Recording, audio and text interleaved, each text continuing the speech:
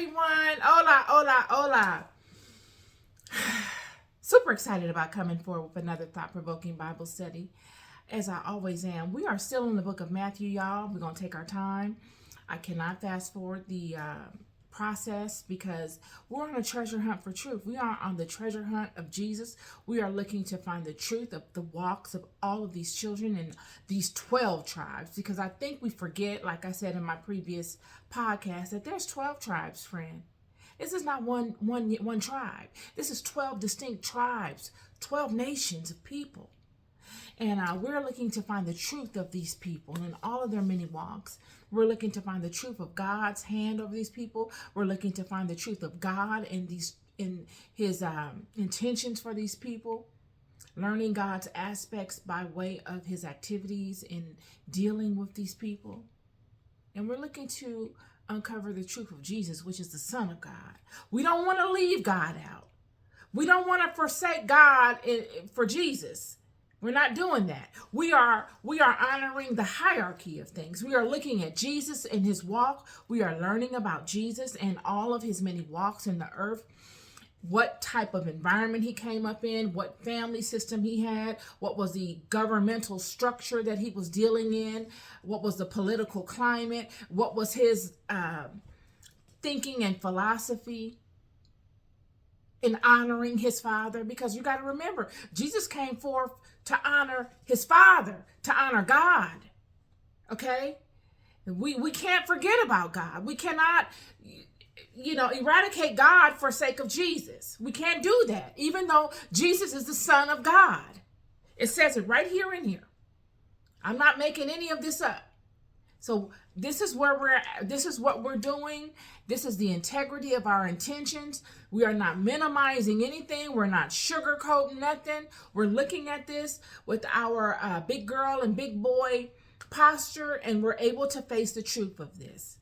So I can't do that if I fast forward through the books that are really imperative to the way that we think and the way that we view our religious experience. I can't do that. I would be doing you a disservice.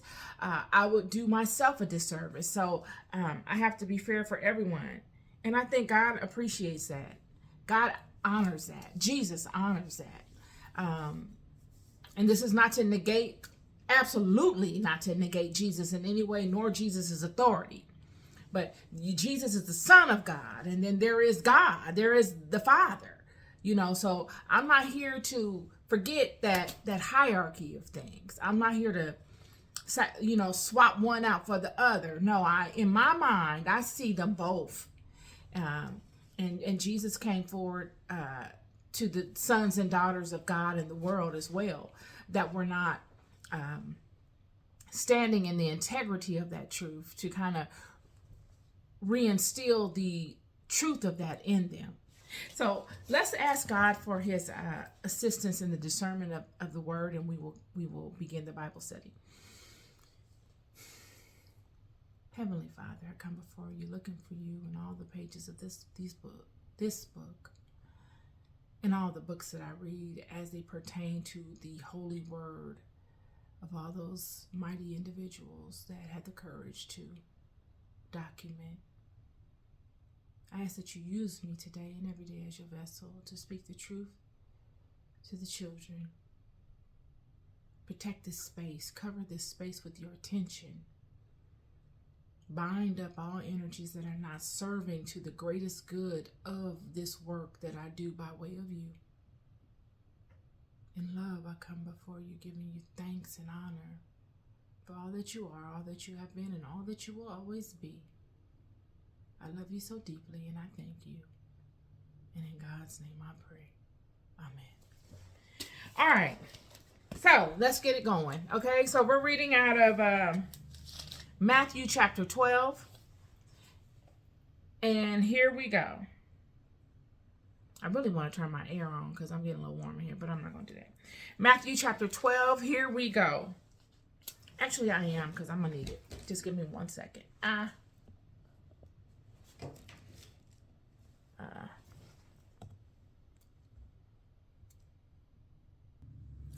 Okay, so Matthew chapter 12, we're reading from verse Where did I write it at? Matthew chapter 12, verse 23 through 29, okay? All right. Verse 23. And all the people were amazed and said, Is not this the son of David? But when the Pharisees heard it, they said, This fellow doeth not cast out devils, but by Beelzebub, the prince of devils. And Jesus knew their thoughts and said unto them, Every kingdom divided against itself is brought to desolation, and every city or house divided against itself shall not stand. And if Satan cast out Satan, he is divided against himself. How shall then his kingdom stand? And if I be Beelzebub, cast out devils, and if I by Beelzebub cast out devils, by whom do your children cast them out? Therefore they shall be your judges. But if I cast out devils by the Spirit of God, then the kingdom of God is come unto you. Or else how can one enter into a strong man's house and spoil his goods, except he first bind the strong man, and then he will spoil his house? Skip over to verse 43.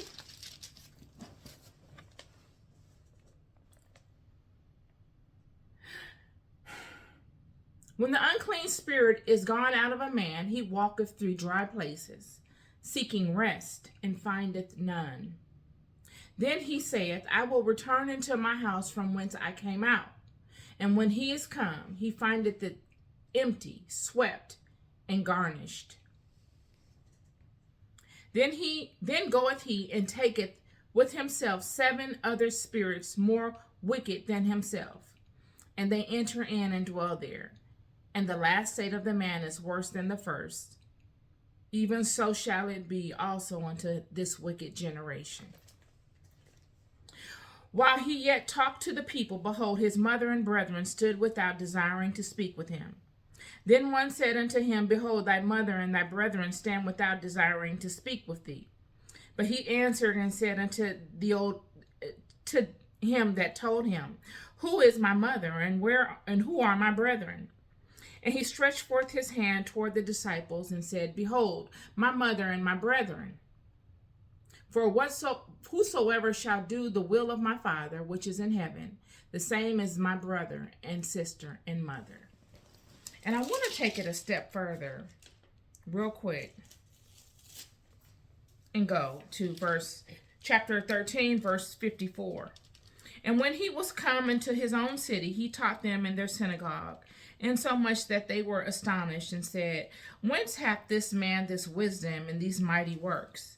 Is not this the carpenter's son? Is not his mother called Mary, and his brethren James and Joseph, Simon and Judas? And his sisters, are they not all with us? Whence then hath this man all these things? And they were offended in him. But Jesus said unto them, A prophet is not without honor, save in his own country and in his own house. And he did not many mighty works there because of their unbelief. Okay, y'all. So that is that's what we're starting here. So, Jesus is making traction. His presence is felt all throughout the land. He is casting out demons. He's multiplied himself amongst his brethren. And he's doing mighty works in the land. He's casting out demons, and people are being healed, and they're going around and they're saying his name. They're multiplying his name throughout the region. His name is being multiplied. People are becoming aware of him. Very powerful people. And these same powerful people, these Pharisees and these Sadducees that I explained to you in the beginning of the book of Matthew, they are the heads. They are the priesthood. They are the governmental body. And they are in charge of the children, but they are on the Roman side of the house. No longer is this just the children of Israel being managed by Israelites through a succession of bloodline or a succession of Israelite prophets. No, now they have been infiltrated, and they are under political rule, basically, by Rome. So their whole system, their whole spiritual system has been infiltrated by Rome. Because you got to remember, back in this time, everything was about spirituality. They didn't care about what kind of job you had. I mean, that was a Roman thing to care about something like that. For these children, it was about the God you serve. And most of this region also, it was about the God you serve. Now it's starting to turn into more of a socio-economical, capitalistic society where it's about money, it's about political power, and not so much about God. But in order to rule these people, they got to placate that God aspect. They have to play into that because that is what these people are ruled by. So they're hearing about Jesus, and they're saying, you know, they're trying to find anything on him, anything that they can get to discredit him. So he's doing all of these good things amongst the people. He's healing the sick. He's cleansing out the demons. Things that you would think people would be happy to see. They would, if anyone vibrating at that same level would be happy to see that. But because their intentions were not well. Rome's intentions were not well. And you could easily say that because if you could see what's happening amongst these children, this has never happened before, by the way. I mean, if this was something synonymous with the children, we would have seen this all along the succession of kings from Moses all the way down. But we didn't see that. This is something brand new, and it tells you it's new because of what these people are murmuring amongst one another. They're saying this man is not, instead of them saying, well, good, look at what's going on.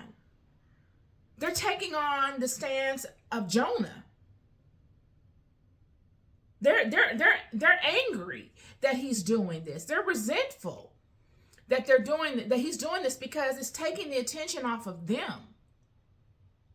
And so they're trying to find any and every way to snag him up, to catch him up. So they're saying, okay, well, in what name is he casting out these demons? Oh, it must be Beelzebub. Beelzebub is a demon. He's a demonic entity. He's one of the fallen ones. He's a demon, a demonic entity that was very powerful and is still powerful in certain realms nowadays. And you know, in his aspect, in his role. And so they're saying, okay, you're casting out these demons in the name of Beelzebub. It couldn't be anyone else. It's got to be Beelzebub. Even though this God of Israel has made his name known throughout all the nations. Everybody knows of the God of Israel. All of these nations know. This is the primary reason why Rome came and focused their attention on these children. Because if they didn't know the history of these children, they would have found another nation to focus their attention on. They focused their attention on these children because of the might of this God's hand over these children and the Abrahamic covenant, period. They know the promise. They know that wherever these children are, the nation will be blessed. So why not gather these children? Because we want to grow as a mighty nation. And in doing so, we need to be blessed. We need to gather. We need to get the blessings of these children. Wherever these children go, they bring blessings with them. Friend, you bring a blessing. You're a blessing. Wherever you go, whatever you put your attention to, you multiply goodness in that place. If those people, whatever environment you enter in, and them people do not treat you right, and they misuse you and mistreat you, they have cursed themselves, friend. I'm here to tell you, this is the Abrahamic covenant over your house. It's nothing to go out into the world and parade yourself about and make seem like you're conceited about. It's nothing. It's not a conceit thing. It is an integrous thing. It comes with the cost. You got to adhere and align to it. If you are not aligned and acting and exerting yourself in the world with the knowledge of this and exhibiting the type of behavior that is necessary to keep that blessing prominent in your life, the blessing will become a curse on you. It will bind you up. This is the brilliance of God. And I don't want to get really deep into that. But I chose this text to speak to what Jesus is speaking to. He's saying he knew what they were thinking. Women, how many of us know what folks think and without them even having to say it? It's a sense. You can see it without it even being spoken. You know without knowing, but you know. Jesus is having this experience. He knew. It says here, verse 25. And Jesus knew their thoughts and said unto them, every kingdom divided against itself is brought to desolation, and every city or house divided against itself shall not stand. I just did the video on a divided house. God is my witness. I didn't know I was going to be speaking to this today. I had no idea. But something came upon me, and I saw something that has been going on social media, and I thought, the house is divided. And we really, really we know we got what it takes to compete at every level. But the fundamentals to us being able to really consistently compete and then to get somewhere, to get over the hill that we're trying to get over, has to do with the house issue. It's not a gift issue. It's not an issue of having the components to be able to compete. We dominate. It's a house issue. And that's what trips us up. We don't get nowhere because our house is divided. And then we see other people of different tribes, because there's 12 tribes of Israel, friend. Other tribes doing better, yet don't have the same level of gifts within that particular way. Benefiting better, having a longer lasting experience in the benefit, being able to see a benefit from their efforts, because their house is not divided. Jesus speaks to that right here. House divided don't get anywhere. Is Satan against Satan? Does it seem as if Satan's house is divided, friend? It's fair to say that Satan's house is together. It's just that Satan's house is bound to rules. It's not God's plan for Satan's house to overpower God's house, even though it's a fair game. So Satan's house has to be crafty in finding ways to slip up God's house so that they can level the playing field. And it's God's children's responsibility to be aware of these tactics. It's God's children's responsibility to know the law of God better than Satan. And this is why God's children are falling apart.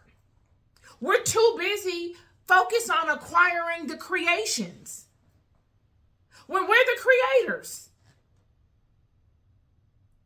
We're so busy acquiring the creations and creating the creations that we're lost in the creation. We're not even creators anymore. We're purchasers. And I get on here and I can't even think of words that I normally would come up with, but I said purchasers. Consumers. We're consumers. Even though we're the creators. We're consumers, we're marketers, we're the best marketers. And we're creators. Because we created, but we're the least beneficial of it. Nonetheless, and that's just one tribe. That's just one tribe. There's 12 tribes, okay? And there are other tribes that are doing very well at this process. It's just this one tribe is failing at this fundamental aspect. And that fundamental aspect is knowing the law of God, focusing in on it, and taking care of their house. Those things, taking care of their house, knowing the law of God, and protecting one another. Get all F's. So he's saying you're looking at this wrong. You're supposed to be the priesthood, and you're coming to me and telling me that I'm doing all these things in the name of a devil. Yet I've multiplied myself amongst people that bow and that adhere to the covenant of Abraham, to the covenant of the law of Moses. So are they casting out devils in the name of devils? And by the way, how do you cast out a devil in the name of another devil? Because Satan does not fight against Satan. This is what Jesus is saying. So I must be coming forth, casting these demons, these unified demons, out in the name of something outside of that demonic realm. Because that's the only thing that has the power to do it. This is what Jesus is saying.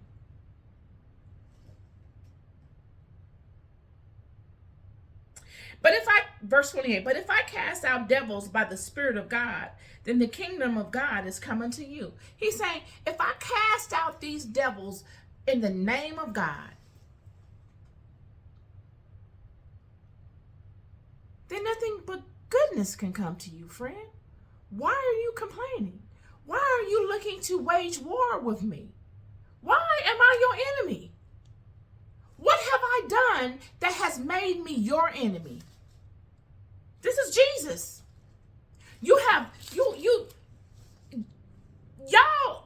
are low-key stalking me, looking for a reason to wage war against me. And all I'm doing is helping the people.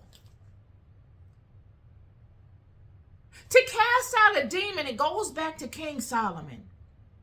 There are heads of these footmen, armies of demons. It's tons of them, friend. Whole legions. The demon said, we are legions. Do you know what a legion is? It's not even an army. A legion is an army multiplied. To cast out a demon, to control a demon, you must control the head. That is the only one that is powerful enough to get it done. Yet to cast them out, to throw them out, you got to do that in the name of God. And Jesus is saying, I'm casting out these demons, and you're going to come and tell me that I'm doing them in the name of another demon? That lets me know you don't understand the system of things. Y'all don't cast each other out. You tell them to redirect and go cease and desist, or go over here, or you redirect them. You don't cast them out. Only God can do that. So he's breaking it down. He's really schooling them. And it's kind of in a way that, it could be taken as arrogance. Like, you don't understand the system of things that you are supposed to know to be in this role. But you're in this role because you did not earn it. You don't know the fundamentals to what this role entails. And I can tell you don't know by the way that you're coming at me. So let me inform you. Okay? Satan doesn't war with Satan. And only God can cast out demons. So I'm coming forward and I'm casting out these demons in the name of God. And only goodness can come of this. So what is the problem? So he leaves them speechless, basically. And he goes further and he says, I'm going to repeat verse 28. But if I cast out devils by the Spirit of God, then the kingdom of God is coming to you. Verse 29. Or else, how can one enter into a strong man's house and spoil his goods, except he first bind the strong man? Then he can spoil his house. Well, if this ain't what happened to the children, I don't know what is. This whole strong man analogy goes to a deeper level. this strong man analogy goes to the level of, many of us deal with generational trauma. These children, at this time that Jesus is speaking this, they've inherited generational trauma. They've inherited generational curses by way of what God said in Deuteronomy, by way of what their ancestors and forefathers have walked through and done. Some of them have made pacts with these demons. Some of them have allowed these demons into their body, their system, to make life easier because of the curse that God had put upon them. See, they're bound to this curse in the earth. The first curse from Adam and Eve was that the ground wouldn't reap as many crops. So they had to work extra hard to get just very little in the yield of crops. The curse also was that the woman, Eve, would bring forth children in pain, making her not want to have children. She's risking her life to give forth children, whereas before it wasn't like that. And she would be bound to her husband. That's all God said of Eve. And then, of course, the serpent and her seed would wage war with one another. There'd be constantly this snare in their relationship. All of these things, these people were bound to for a season, and God did not say how long it would be. They went about life, and they're trying to live life in a way where they can find ease and comfort in this life. But the head count was down because of the curse. The crops are not yielding because of the curse. And because of that, the fallen ones come. The fallen ones that caused the curse. It could be like a setup. If you look at it from another perspective with these fallen ones, could the fallen ones have projected such a thing? Could they have been wise enough to say, you know what? If we do this, God is going to curse them. And whatever God curses them with, we can come in then and provide a solution to.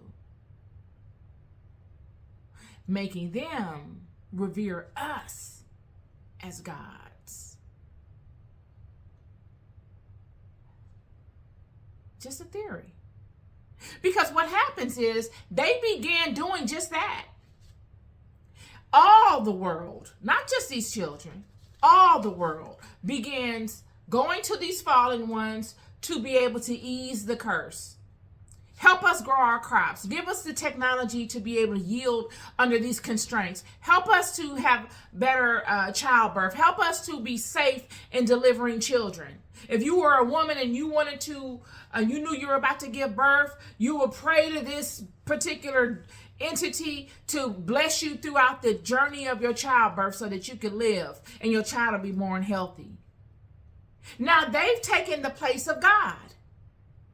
And in doing so, they make pacts with these entities. They allow these entities into their vessel because these entities had once lived in a vessel. Some of them once lived in a vessel themselves, like our vessel, probably not exactly like it, but they were able to do the things that we do, have a voice, to be able to create, to be able to make their will felt, their energy felt into the world. But God swapped that out, bound them to the water, and created Adam and told them all to bow to Adam. They long to be back in that vessel. They can't. And this is the symbionts we're dealing with right now. So when you see Jesus talking about the strong man, he's talking about generational vows that our parents made all the way back to this time that have a stronghold on our house. I told you the jinn. They lived thousands of years, friend. Thousands. We're good. We're happy if we live 120 and we're able to get up and walk around. These entities live thousands of years. They got us beat. They've seen whole decades of generations come and go in their lifetime. They've accomplished much, yet they are in a formless body.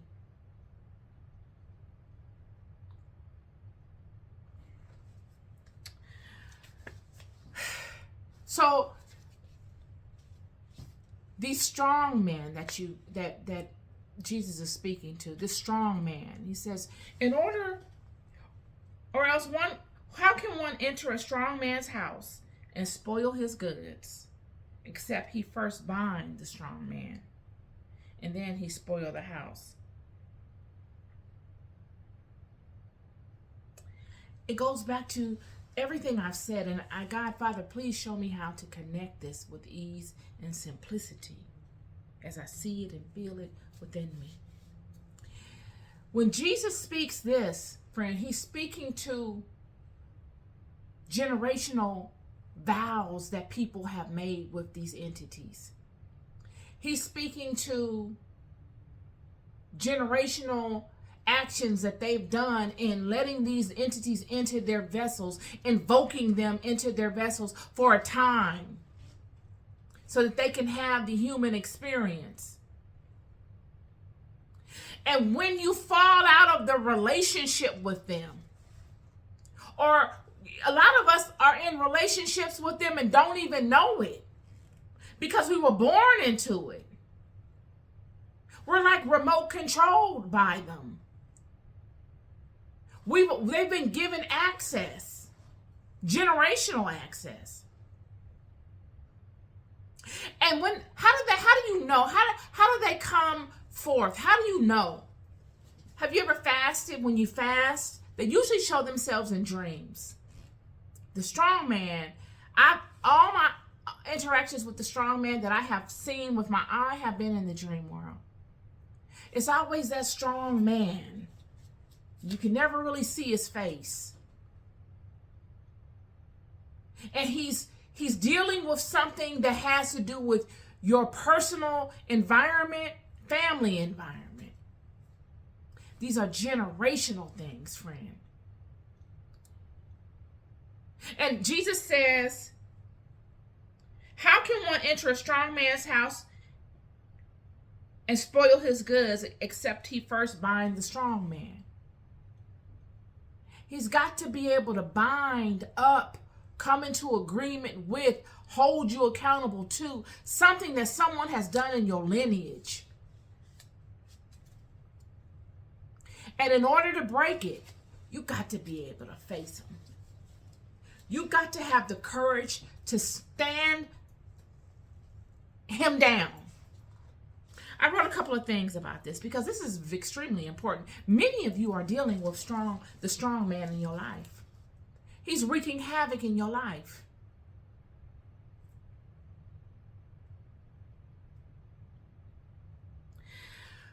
What brings him forward? What allows you to notice him? When does he come forward? He comes forward mostly in the dream world where you can actually see him.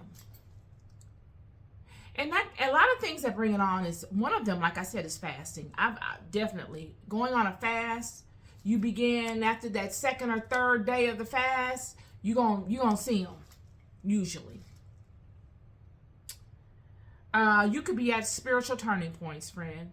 You could be at pivotal points in your life spiritually, where you are actually about to walk into what was ordained for you. It doesn't have to be any kind of large, grandiose ordainment. It could just be the next level of your spirituality, your next level of knowing. He shows himself. He comes like an intimidation factor. He comes to scare you. He comes with fear.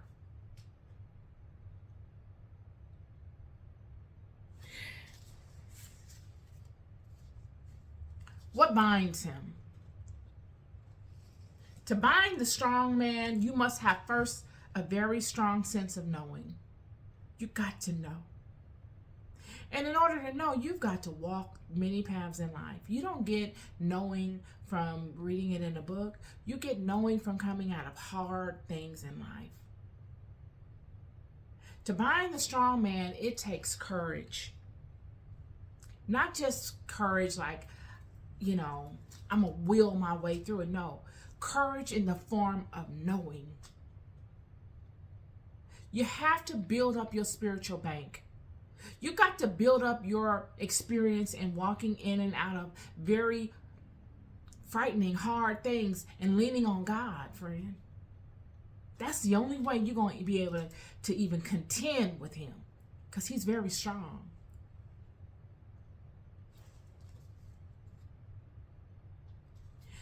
So courage in the form of knowing, facing him, taking him out of the shadow and bringing him into the light. He hates to be brought into the light, and he hates to be confronted by more than one person. He hates it. He will run away. He leaves. He hates that. You know why? Because love is his antidote. Love is what binds him up. Just as he will bind you, or all those that come out of you, all them that have come in the past to him, they came to him from fear. They came to him because of lack. Those are the energies that he is accustomed to. Those are his superpowers: fear, lack, all of that kind of confusion, ignorance. He rests in those places. Oh, he can have his way with you when you're in them places. But knowing, courage, and love, he holds. He don't have no power, friend. When I tell you he's powerless against love. Love burns him. Like a vampire get burned by the sun, love burns him. And don't let it be love multiplied. Don't let it be love multiplied by all of them people that have come before you in love. Because I keep telling you, there's nothing in this world more powerful than love. Not love that people talk about, oh, I love and this. No, love is an action-oriented thing, friend. When love come upon you, love is courageous. You come against somebody love, you will never see no other type of courage more powerful than that type of courage. The strong man cannot handle the power of love. It renders him utterly powerless. He dissolves into dust. I have seen him run like a girl. Big, strong man. Run. I'm telling you what I know. Remember, I don't come forward with nothing that I have not experienced. I know what I'm talking about here.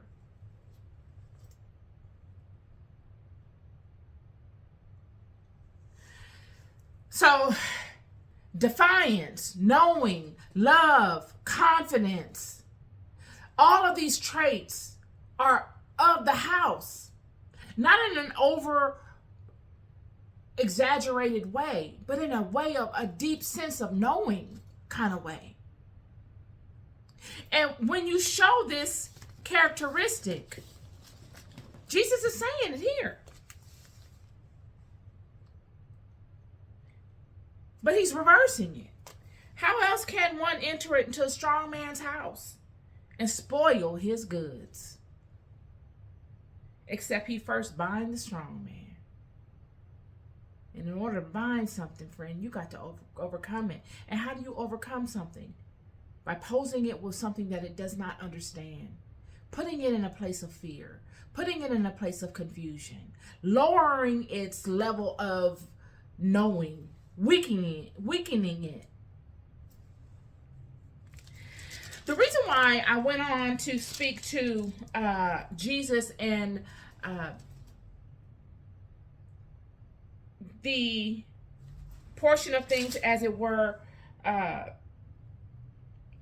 when he was talking to the people, and they said in verse 46, while he yet talked to the people, behold, his mother and his brethren stood without, desiring to speak with him. Then one said unto him, Behold, thy mother and thy brethren stand without, desiring to speak with thee. But he answered and said unto them, to him that told him, Who is my mother, and who are my brethren? And I pondered this for a minute. And I was like, why would he say that? But you got to understand the environment. He's around people that are looking to harm him. He's around people that do not wish him well, but they're not saying it. How do I know that? Because it says here, and Jesus knew their thoughts, and see, he said unto them, Jesus knew their thoughts. We've all been in situations where we were with people that didn't really like us, didn't really mean us well, but they would never come out and say that. They'll never show their hand, but you knew it. And if you were to tell them, I know you don't like me, and I know you this and that, then you're going to be looking like you're the troublesome one, right? You're going to look like you're the instigator. So Jesus doesn't even do that. He just knows it. And he uses parables because he knows that they're going to be trying to find any and everything to snatch him, catch him up in. So he's going to give himself some wiggle room. And he's not going to be point blank and direct. He's going to say things in parables so that those that have the ear that God has blessed to get that word will get, and those that won't. And this is exactly what's happening here. So now they see his mother and his sisters and his brothers are all there, and they want to speak to him. Why do they care so much? Don't you think he saw them? Don't you think he noticed more than anybody that his family was there? But for them to bring it to his attention was for them to be able to get a bird's eye view as to what that family relationship is like. Is this something precious to him that I can now focus my attention on and try to wiggle my way in and maybe potentially harm, to get under his skin, to intimidate him, because I'm looking for any and every way possible to get this guy out of the picture? But Jesus undermines it. He doesn't give him anything. He's saying, and he stretched forth his hand towards the disciples and said, Behold, my mother and my brethren. He said, these are my mother and my brethren. If you're going to come against anybody, you're going to come against them. This is who I love over here. For whosoever shall do the will of my Father which is in heaven, the same is my brother, sister, and mother, which was true. But he's saying it on a multi-layered perspective. He understands the dynamic that's going on here. And he's including all of these new people that he has blessed with the spiritual knowledge so that he can multiply himself amongst. And he's doing what he needs to do to protect that which he really truly loves. Many of you have had a criminal background. Many people in America, men, you don't ever let your enemy know what you love. This is the same thing Jesus is doing. I'll even go further.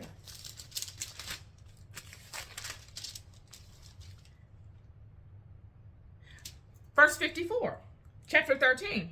And when he came into his own country and taught them in their synagogue, insomuch that they were astonished and said, Whence had this man, this king, this wisdom?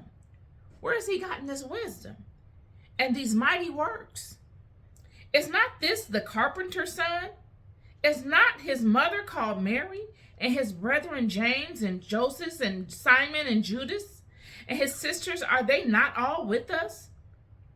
Whence then hath this man all these things? When did he get all these things? This is just Jesus from around the corner. His mother is Mary, and his sister is all, his sisters and them, and his brothers. When did he get all this knowledge? And they were offended in him. They got mad. They were jealous. But isn't that how it is when you come up amongst your own people that you knew from when you were a kid, and you become successful? You begin to show growth, wisdom. You begin doing something different than any of them. The first thing they want to label you as crazy and weird, and they want to start having problems with you. The ones that you come up with never acknowledge your gifts. A lot of times they don't even want to see it because it makes them feel less than. How can this person that came up within the same environment as me be doing this? Oh, he must be a fraud. Oh, she must be a fraud. She's a fraud. She's just trying to find a way to make money. They'll be the first ones to undermine you, talk down on you, and all that. But if you call them and say, hey, I want to add you to my situation, I want to give you a job in my situation, come on, let's go. Let's get this money. They be your best friend. But because they can't be a part of it, because what Jesus was doing was actually something that came natural to him. It wasn't a facade. It wasn't a show. It was actually true. So they couldn't be a part of it. So all they could do was get angry and jealous and offended, as the Bible says. But then it says, Jesus said unto them, a prophet is not without honor, save in his own country and in his own house. Ain't that the truth? I'm telling you, if that is not the truth, a prophet is not without honor in his own country. A prophet is not without honor anywhere except his own country, his own house, in his own neighborhood. Now, somebody 10,000 miles away that never even met you will have more faith in you than the person that knew you your whole life. It's amazing. And it all has to do with them and their insecurities, them and their own stuff. And it doesn't hurt anybody but them. Jesus went on to say, last verse, and he did not many works there because of their unbelief. He didn't heal many people there. They stayed in their sickness. They stayed in their situations because of their unbelief,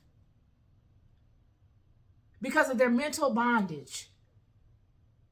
Whatever form it took. It could have taken the form of jealousy, the form of anger and resentment, envy. But it didn't stop anything that Jesus did. They remain nameless. They go down in history nameless. And Jesus went on to do miraculous things. Isn't that how it goes? Isn't that how it goes?